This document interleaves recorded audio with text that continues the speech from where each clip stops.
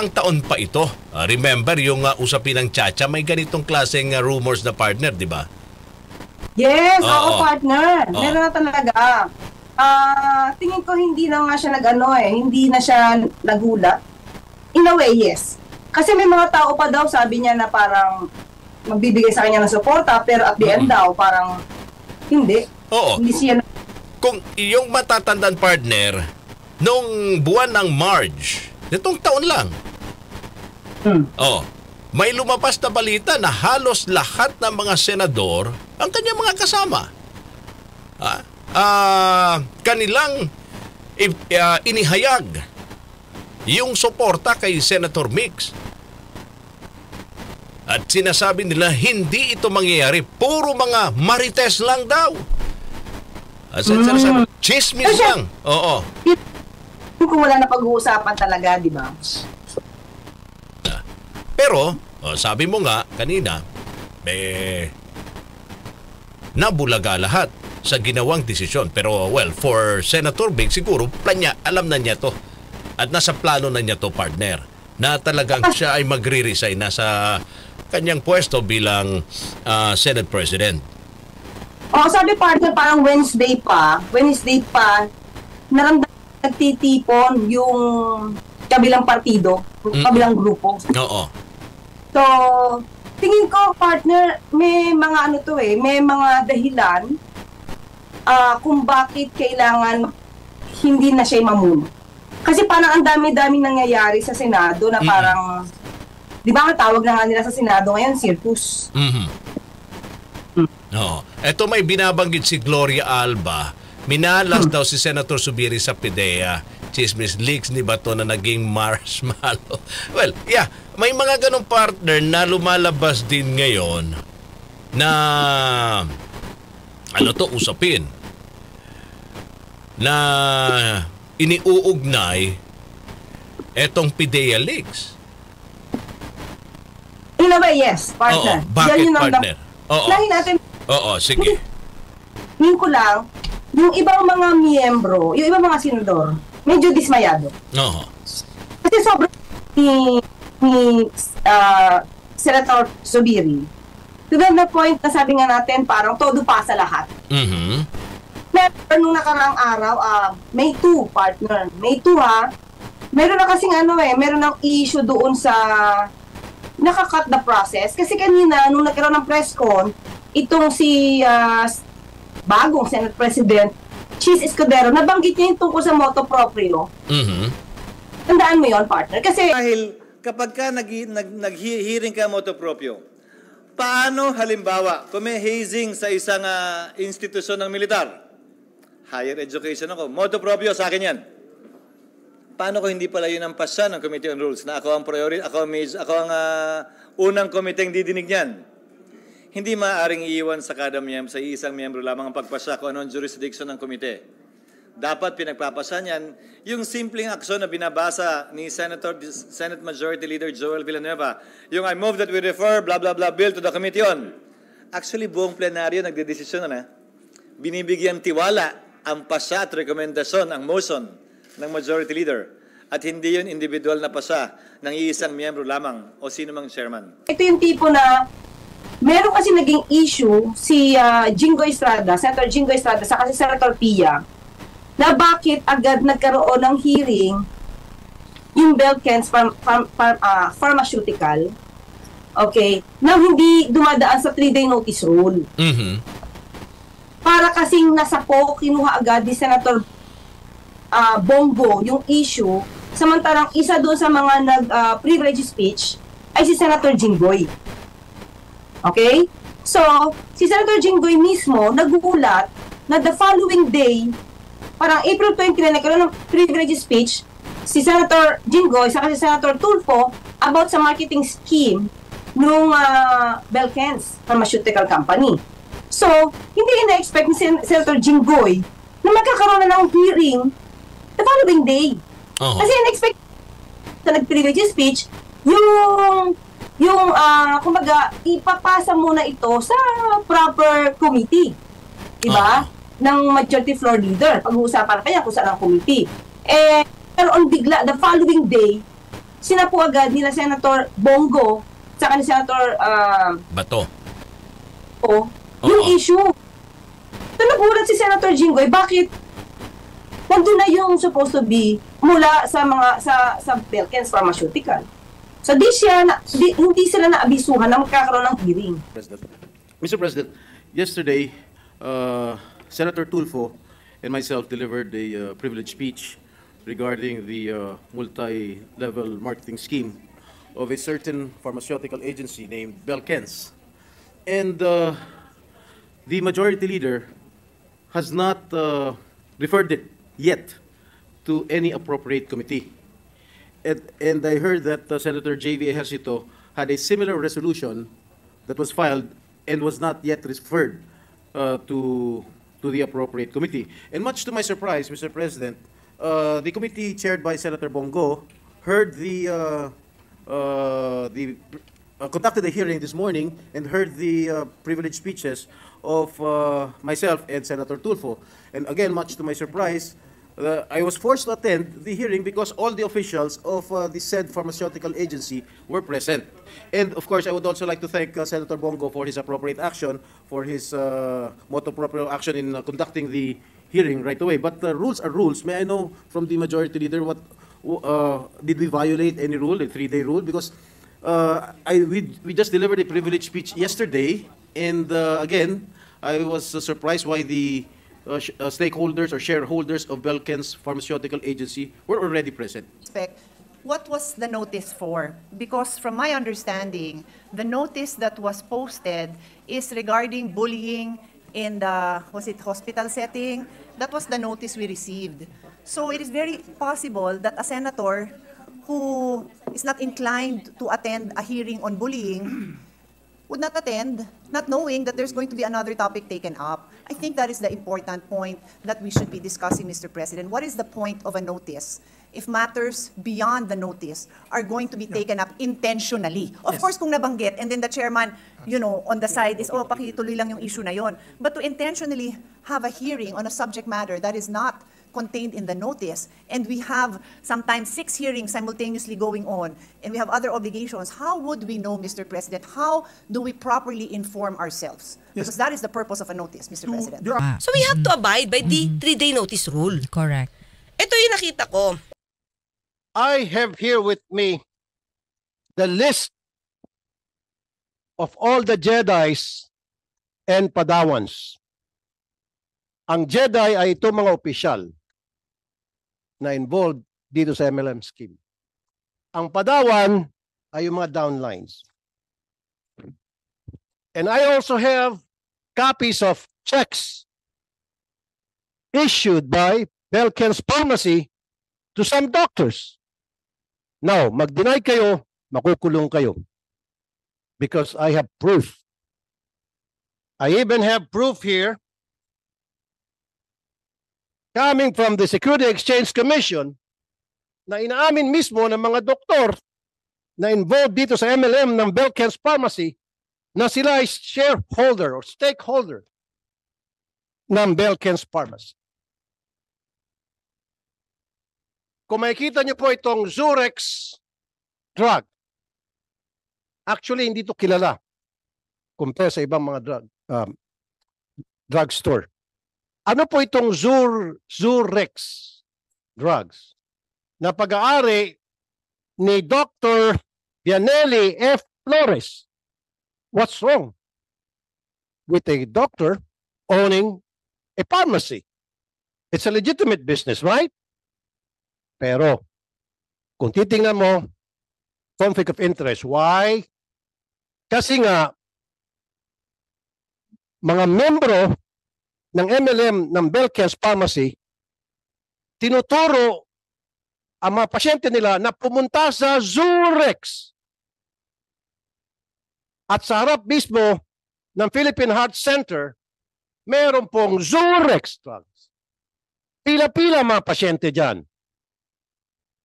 Pero hindi lang po Zurex ang nagkikerry ng mga gamot ng Belkens. Mercury Drugstore and even Watson. Of course, walang kinalaman po ang Mercury at saka Watson. These two drug stores, drug companies, walang kasalanan. Pero kinikerry nila po itong Belkens Pharmacy Incorporated na drugs. Now, sa Zurich's drugstore, 70% na mga gamot dito ay Belkens. Under Rule 10, Section 13, which is the enumeration of the powers of the different committees, subsection 2 says, on accountability of public officers and investigations. It says here, investigation of any matter of public interest on its own initiative or brought to its attention by any member of the Senate.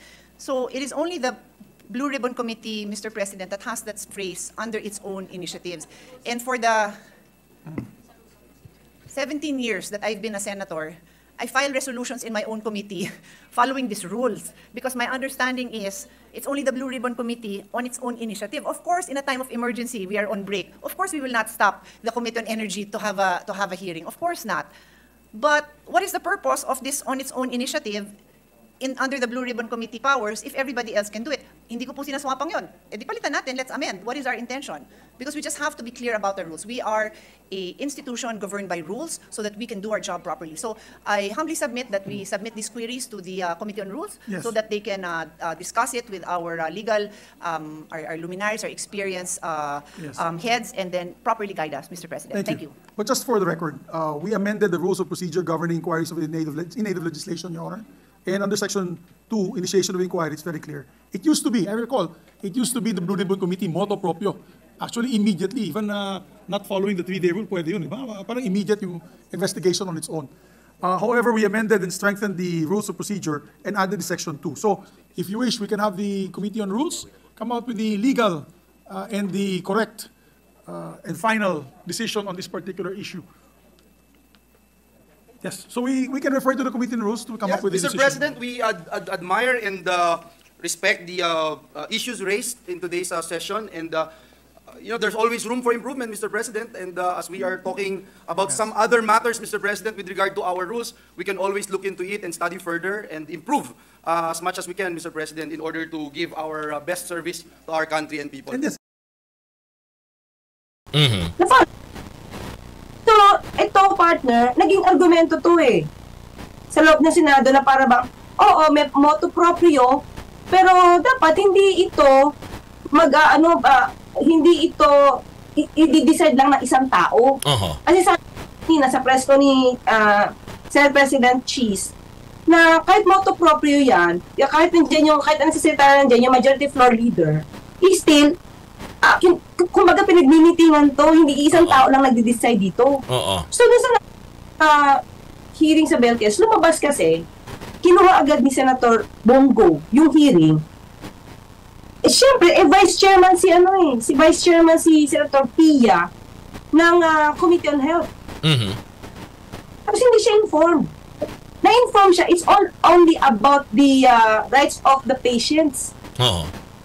Sinabi ni Senator Zubiri, pasok.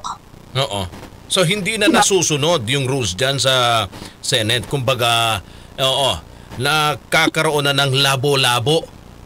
Nagkakaroon ng labo-labo dahil parang kinuha agad, samantalang di ba dapat i-assign mo na to sa proper committee. Okay. Kahit sabi the rights of the patient chance, pero we're talking of the marketing scheme eh. Talk ba yan sa sa Committee on Health lang? Samantalang nag-privilege speech din. Si Senator G, di ba parang bang naiwan siya sa ere? Naiwan siya sa ere. So, anong nangyari? Parang bang, we have to be clear with our rules. Kasi, rules, sabi ni Senator Jinggoy, tingin ko isa ito. Kasi, ang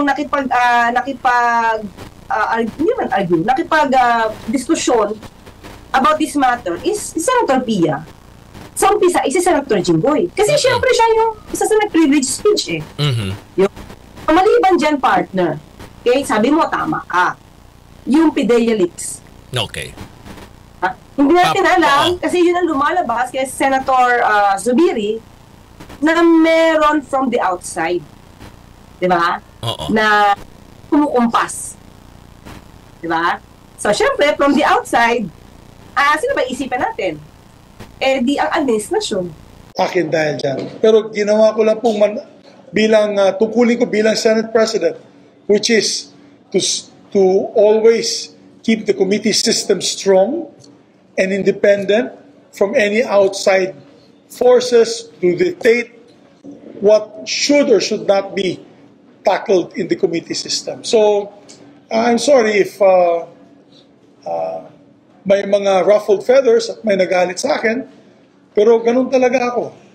You may call me a Boy Scout, but I'm happy to oblige all the other members of the Senate that have passed before us. The likes of Joco Arroyo, Miriam Defensor Santiago, of course, those who also already retired, like Senator Frank Dillon, Senator Juan Ponce Enrile, kung saan talagang stickler for rules of the Senate, independence of the Senate, that the Senate remains the last bastion of democracy in our country. So I pray and hope that our dear Senate President Escudero, will uphold these ideals of the Senate that we fought for many generations. Yun lang yung pwede nating isipin. Kasi sabi nga ni Senator... Paano naman naapektuhan rito si Senator Mix? Samantala, ang nagkandag ng investigation partner yung committee ni Senator Bato de la Rosa. Oo, partner. Siya yung Senate President. Okay. Diba? Kumbaga, dapat marunong kang humindi. Oo. O hindi.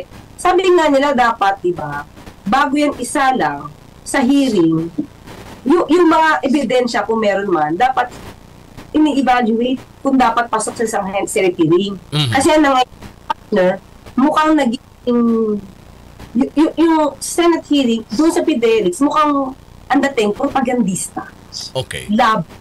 Tabak. EBM. Mm-hmm. Diba? Lumalabas sa 3 araw, 3 beses na hearing. Walang ebidensya maipalabas. Yung resource person mismo, yung pinaka-resource person, ni Senator Bato. Ulit lang sabihin, diba? Ulit lang sabihin na walang hindi totoo o nagsisinungaling yung resource person. Pero si Senator Bato patuloy na idinidiin na mayroong dokumento. Sinabi ko na sinungaling siya, hindi siya pwede pagkatiwalaan dahil wala naman talagang wala siya ebidensya. Ewan ko kung sino naglay pangalan ni Presidente, pangalan ni Marcial Soriano, pati yung PIDEA. Hindi sila makapagpatunay na sangkot yung mga personalidad na sinasabi nitong si Morales. Mr. Chairman, I'd like to raise a point of order which I hope the Chairman will consider and did not rule upon it at this moment. Number one, when we subscribed our witnesses to tell the truth, only the truth and nothing but the truth, it is limited only to what he knows based on his personal knowledge. What he knows to be and known to him to be known to be. Hindi naman po pwede po yung testigo magsasalita dito, susumpaan, na sinabi ni ganito, sinabi ni ganyan, sinabi ni ganito. Kaya po ngayon, Chairman, nahihirapan, imbitahin ba natin si Pangulong Marcos, imbitahin ba natin si dating Pangulong Duterte dahil binanggit ng ating testigo? Hindi po pwedeng ganun. Limitado lamang ang dapat sabihin ng mga testigo sa nalalaman niya ng personal, na naranasan niya, nakausap niya, narinig niya. Ngayon, kung may sinabi man yung taong yun, yung tao yun ang nakakaalam kung totoo man yun o hindi. Bilang halimbawa, Mr. Chairman, binanggit niya yung kanyang informant na hindi na niya maalala. He is not testifying as to the truth of what the informant saw or said. Yung informant lamang po ang pwedeng makapagsabi nun, hindi si Ginoong Morales. So kung may papatawag po tayo, yung nakahalubilo niya, kung maaalala niya at babanggitin niya, yung informant, para malaman natin, totoo nga ba yung sinasabi niya o hindi. Pangalawa, binanggit niya si Ginoong Gadapan na binabanggit ang pangalan ng dating Executive Secretary. Ang imbitahan po natin kung pwede pa, pero ayon sa Chairman ay wala na, yung kiausap at kilala lang din niya, si Ginoong Gadapan.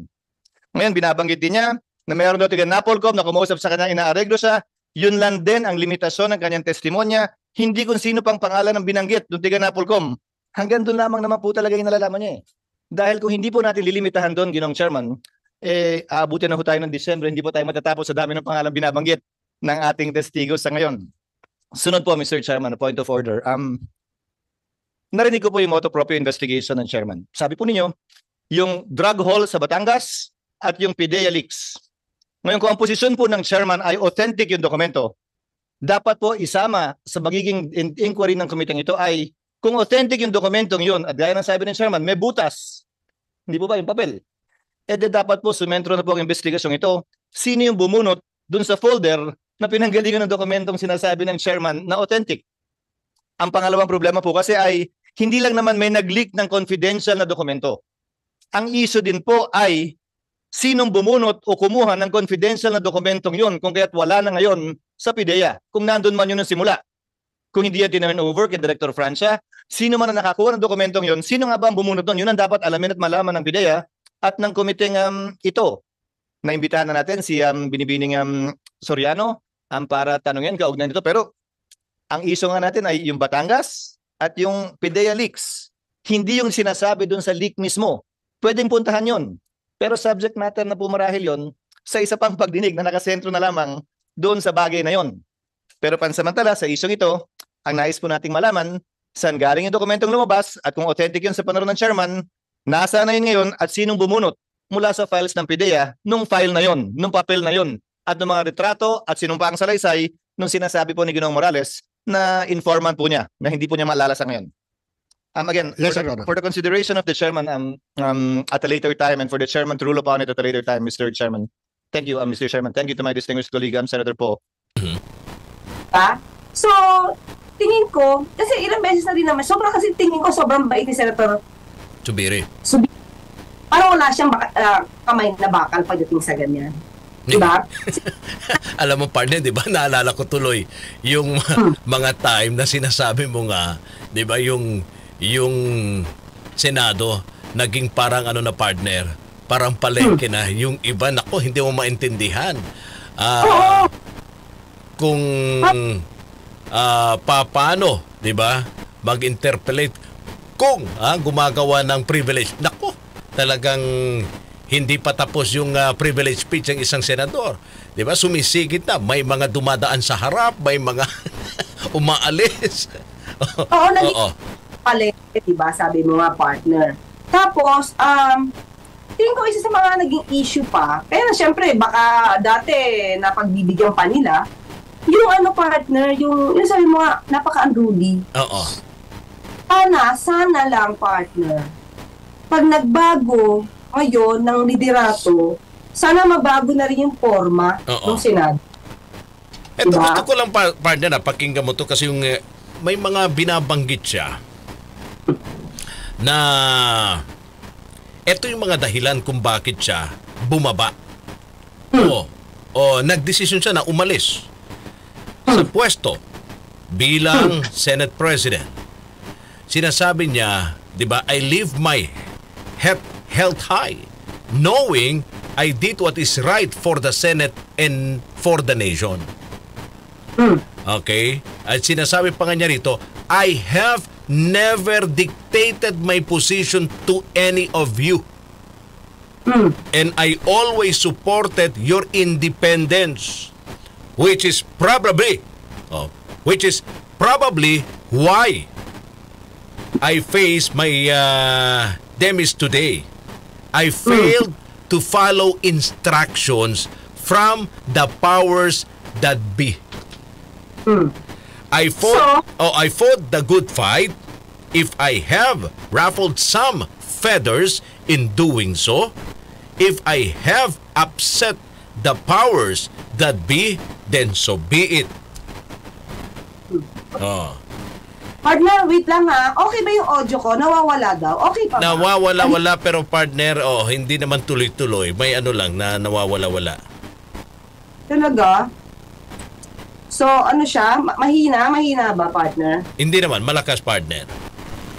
Pero puputol-putol? Hindi naman? Hindi naman. Oo. May ano lang siguro. Yan. Parang, may mga ano na nawawala ka ng saglit. Oo. Eto pa, partner, sinasabi pa niya, ha? Oo. Hindi naman siguro tayo kalaban ng powers that be, pero siguro dahil not following instructions, kaya nadali tayo. Okay. To collaboration rather than direction. I have never dictated my position on any of you. You know that. I've always supported your independence, which is probably why I face my demise today. I failed to follow instructions from the powers that be. Maliwanag sa sinasabi nitong si Senator Zubiri na mayroong nagdidikta, lalong-lalo na dito sa charter change. Nung nagkaroon ng issue tungkol sa PI, hindi ba umalma yung mga senador? At pinangunahan ito ni Senator Zubiri. Kaya mapapansin natin noon, yung issue tungkol sa People's Initiative hindi mamatay-matay. Hanggang sa nakita natin hindi nakikipag-cooperate talaga ang Senado sa gusto nila Speaker patungkol dito sa People's Initiative. Kasi pag sinabi natin People's Initiative, ang mawawalan talaga ng puwersa ay yung Senado para magawa na lang ng House sa dami ng member nila kung ano yung gusto nilang gawin sa konstitusyon. Of course, pasalamat tayo sa mga senador na hindi nagpadikta patungkol dito sa pagbabago ng konstitusyon. Pero sa ngayon, alam natin na nagkakaroon pa rin ng Senate hearing patungkol sa planong pagbabago tungkol sa mga economic provisions dito sa konstitusyon. Pero yung tungkol sa mga extension of terms at yung planong pagbabago ng form na gawing parliamentary or presidential parliamentary, hindi yun na pag-uusapan. At yun malamang ang inayawan nung nagdidikta kay Senator Zubiri. Partner, kung constitution yan, paano yan?